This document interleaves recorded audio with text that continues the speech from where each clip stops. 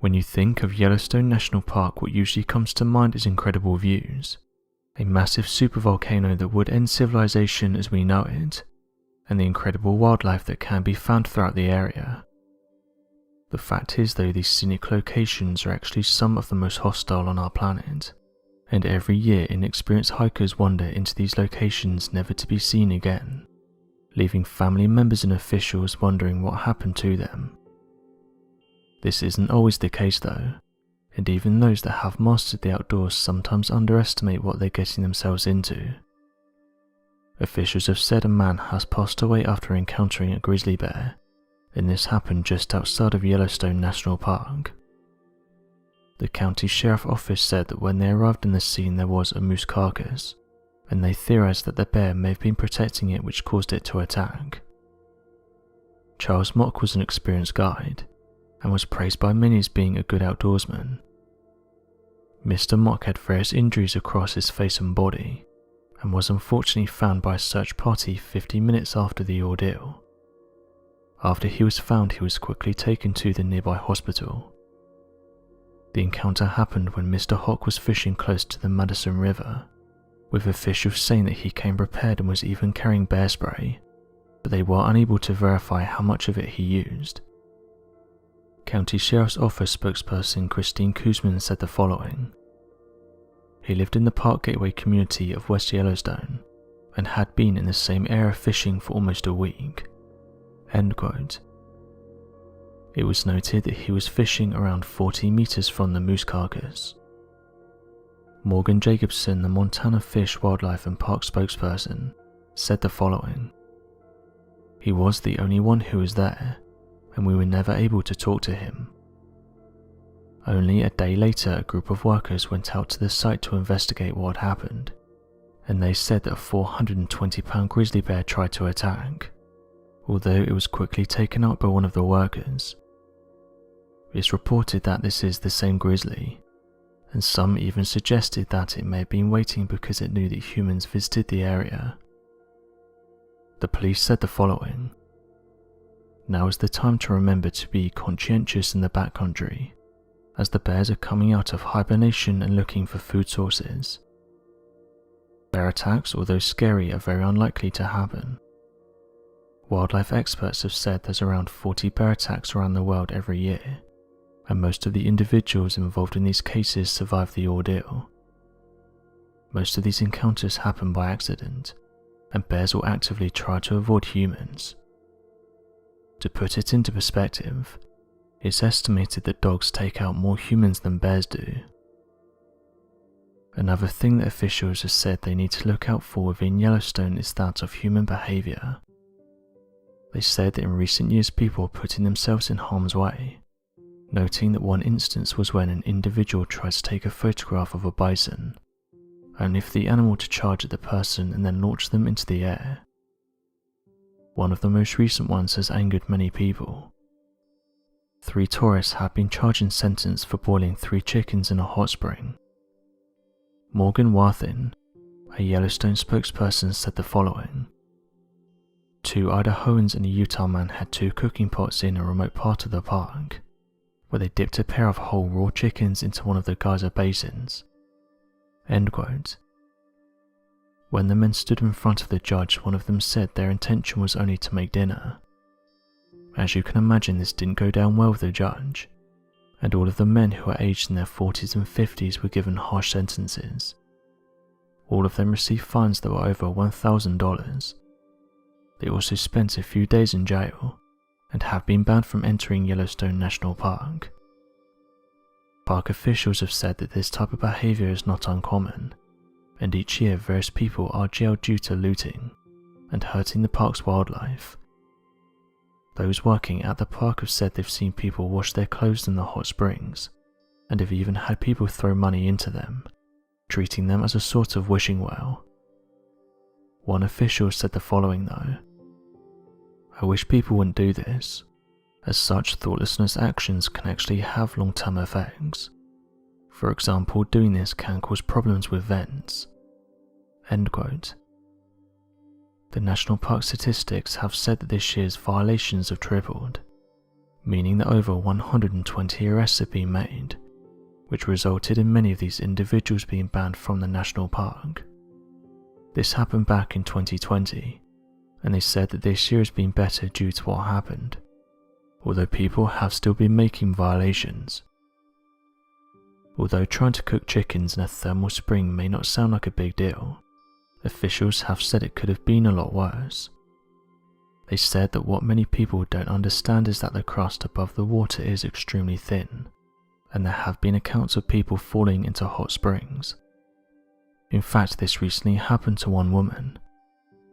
After the woman fell, the national park was closed to visitors, and park officials have said she was there illegally. When she fell into the hot spring, she suffered various wounds. At the time, the national park had been shut down from visitors since the 24th of March, going on to say that she shouldn't have been there. The woman in question ignored the warnings and was found walking on the Wyoming side of the park.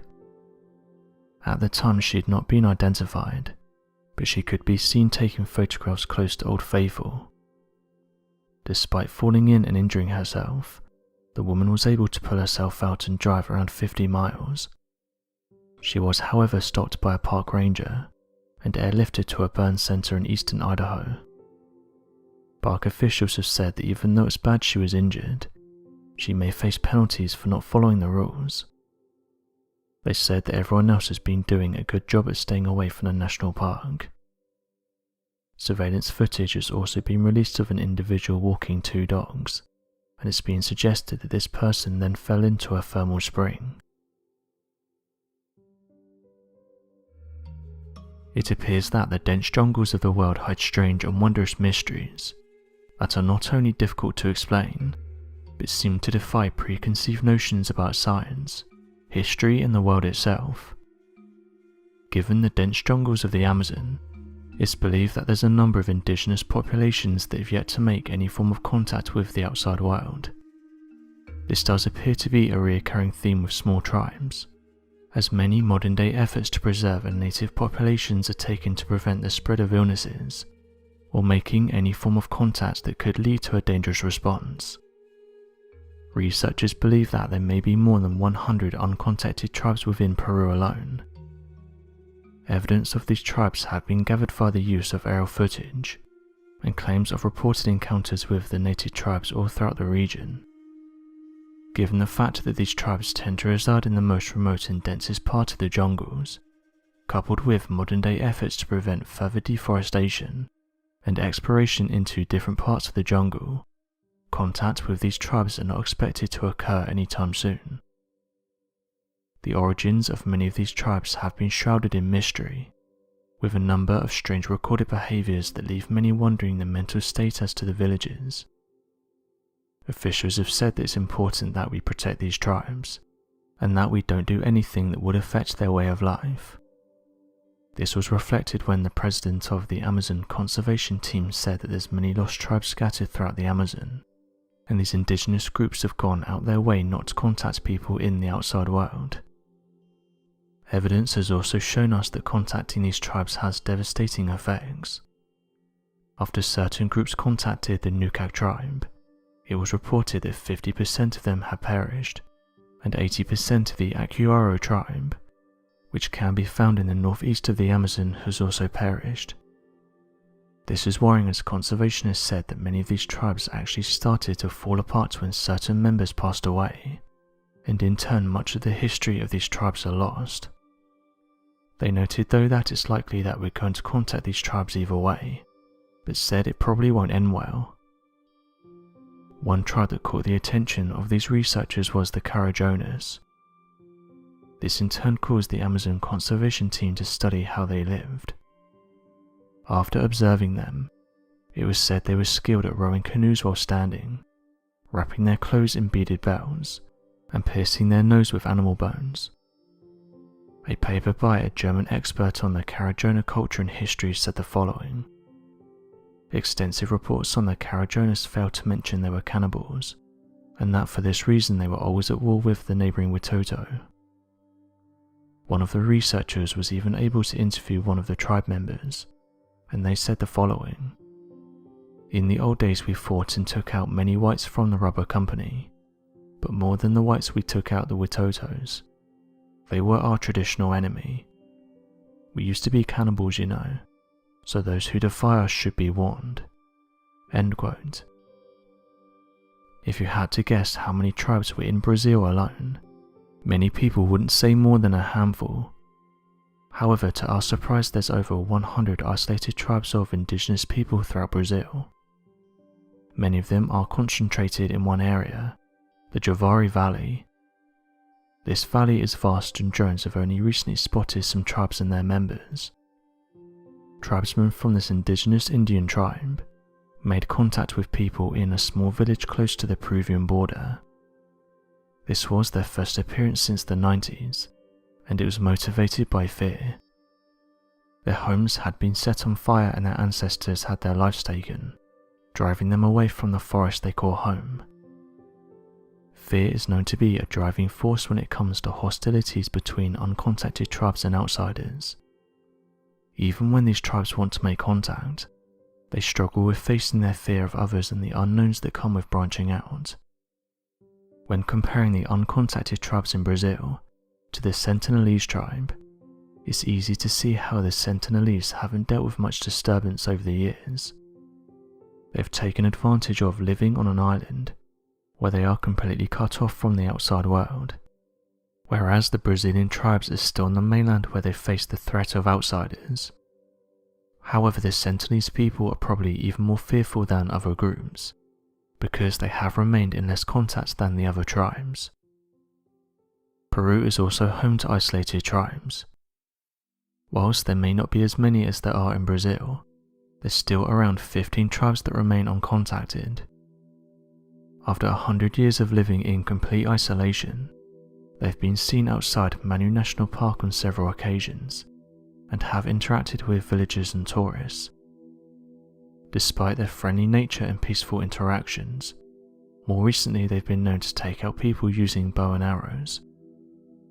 Although the forested area they occupy is remote, more than 70% of the Amazon in Peru has been taken over by oil companies. Therefore, oil workers and illegal loggers are opening up previously secluded areas to intruders. Their low immunity to disease is another threat they constantly face. Information about these tribes, their lifestyle and the way they live are completely unknown. Rainy season equates to high water levels, resulting in the tribes setting up shelter deep in the forest. During the dry season, they camp near beaches where they can fish. In our current climate, it's frightening to think about the challenges these tribes face and the fear they face with people coming onto their turf. After exploring the mysterious and unknown lives of those who remain out of distance from society, many questions arise. Will they ever attempt to contact the outside world? Will they cease to exist with deforestation? Or will they simply carry on as they have done all these years? At this point it's too difficult to say, and the answers remain a mystery. To lose tribes now would be unfortunate due to the lack of information we know about them. All we can do now is wait, and hope that someday these uncontacted tribes will welcome us, allowing for a better understanding of their way of life. So what do you make of these discoveries? Be sure to leave your questions and answers in the comment section below, and help us to grow this community while working to solve these unexplained mysteries. Thank you for watching, and don't forget to subscribe for more videos.